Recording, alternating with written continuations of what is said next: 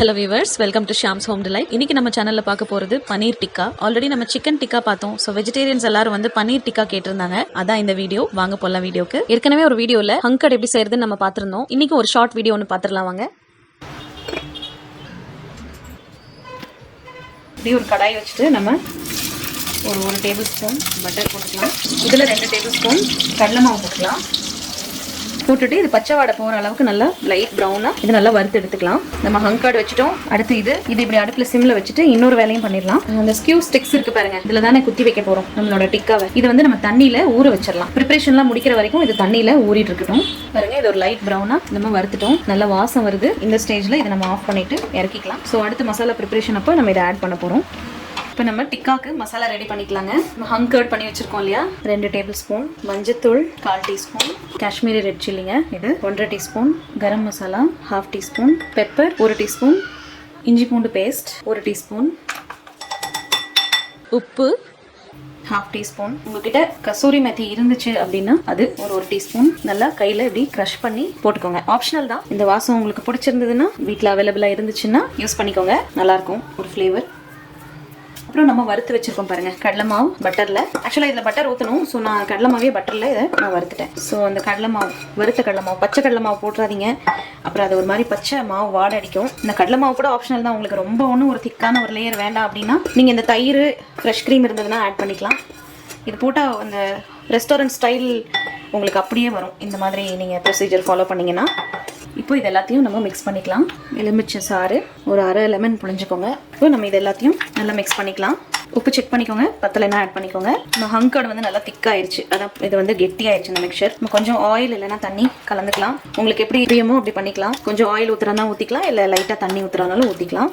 இந்த மிக்சரில் புளிப்பும் உப்பும் பத்தலை. ஸோ நான் என்ன பண்ண போகிறேன்னா ஒரு 1/2 டீஸ்பூன் ஆம்ச்சூர் பவுடர் இல்லைனா சாட் மசாலா. நான் ஆம்ச்சூர் பவுடர் போடுறேன். உங்ககிட்ட 2ல் ஏதோ ஆப்ஷன் இருக்கோ அதை போட்டுக்கோங்க. ஏன்னா சாட் மசாலாலையும் ஆம்ச்சூர் பவுடர் இருக்கும். இல்லை எனக்கு கொஞ்சம் லெமன் கூட நீங்கள் புழிஞ்சிக்கலாம். அப்படி ஆப்ஷன் இல்லைன்னா நான் எனக்கு கொஞ்சம் உப்பு ஆட் பண்ணிக்கிறேன். நான் ஆல்ரெடி பட்டர் போட்டுட்டேன். அதனால நான் என்ன பண்ணுறேன்னா லைட்டாக தண்ணி ஊற்றி மிக்ஸ் பண்ணிக்கிறேன். கொஞ்சம் நான் ஒரு டேபிள் ஸ்பூன் தான் தண்ணி ஊற்றிருப்பேன். ஆஹா, வாசம் அப்படியே கமகமான்னு தூக்குதுங்க. மற்ற வெஜிடபிள்ஸ்லாம் மேரினேட் பண்ணிக்கலாம். இப்போ இந்த பன்னீரை இதுக்குள்ளே போட்டு நம்ம மேரினேட் பண்ணிக்கலாம். இந்த பன்னீர் கூட இந்த காய்கறிகளையும் போட்டுக்கலாம். இந்த பெல் பெப்பர்ஸ், கேப்சிகம், இது எல்லாத்தையும் போட்டு இப்போ நம்ம மேரினேட் பண்ணி 1 ஹவருக்கு வச்சிடலாங்க. ஃப்ரிட்ஜில் கூட வச்சிடலாம். அப்போ தான் இந்த பன்னீரில் வந்து அந்த டேஸ்ட் நல்லா அப்படியே ஊறி நல்லாயிருக்கும். பாருங்கள், நல்லா மேரினேட் ஆயிடுச்சு. நம்ம பன்னீரில் ஊற வச்சிருக்கிற இந்த ஸ்டிக்ஸில் ஒன்று குத்தி ரெடி பண்ணிக்கலாம்.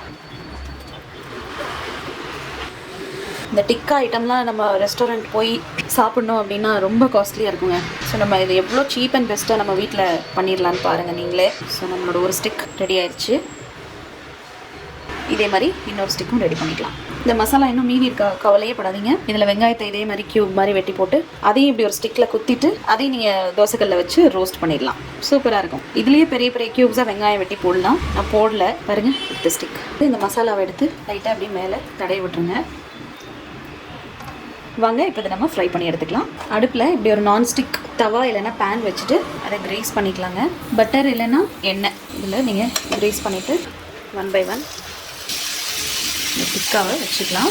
இது ஈவனாக கீழே படுற மாதிரி ப்ளேஸ் பண்ணிக்கோங்க. அப்போ தான் நம்ம 4 சைட்ஸும் மாற்றி மாற்றி இதை நல்லா ரோஸ்ட் பண்ணிக்க முடியும். சிம் டு மீடியமில் வச்சுக்கோங்க. 2 minutes ஒன்ஸ் இதை நம்ம திருப்பி விட்டுட்டே இருக்கணுங்க. எல்லா பக்கமும் ரோஸ்ட் ஆகிற மாதிரி. பாருங்கள், எல்லா சைட்ஸும் நல்லா ரோஸ்ட் ஆகிற மாதிரி வச்சு எடுத்துக்கோங்க. இப்போ ஒரு டிக்கா ஸ்டிக் ரெடி ஆயிடுச்சு. இது நம்ம எடுத்துக்கலாம். பாருங்கள் எவ்வளோ அழகாக ரோஸ்ட் ஆயிடுச்சுன்னு. ஆச்சுங்க, இதுவும் ரோஸ்ட் ஆயிடுச்சு. நம்ம இதையும் எடுத்துக்கலாம்.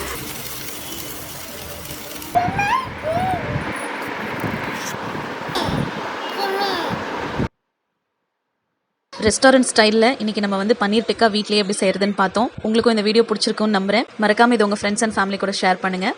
தேங்க்ஸ் ஃபார் வாட்சிங்.